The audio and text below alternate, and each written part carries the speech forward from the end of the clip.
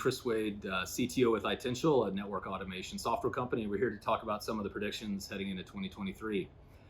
So the first one we're going to talk about is the maturation of network programmability.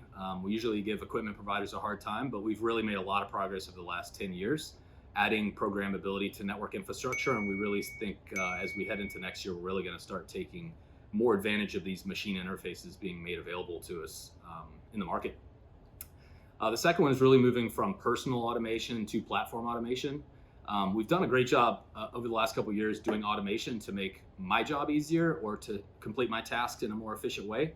But most organizations are seeing how can we create automation as an operational paradigm, and how can we share automation from one person to one team to the organization. And when we start to do that, we have to integrate with the rest of the system. So integrating automation with the rest of the IT stack, ServiceNow, single sign-on, RBAC, those things are becoming super critical, and we're going to see automation integrated with IT systems in a more meaningful way in 2023.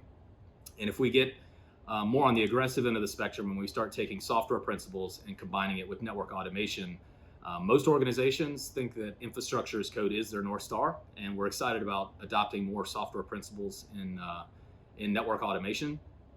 And the thing we're going to see even more next year is that usually infrastructure as code is within a COE or a pocket of folks that understand software development, but it's really about how do we expose infrastructure as code to the largest number of participants within an organization. So seeing infrastructure as code evolve from a very high code DevOps type of mindset to also incorporating low code and NetOps types of concepts. And last prediction for next year is we're going to move more from automation towards orchestration.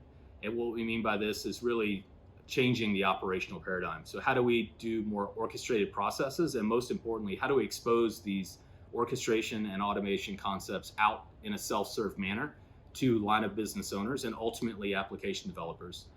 For the longest time, application developers have wanted programmable access to our infrastructure, and we think we're going to make meaningful progress as we head into 2023.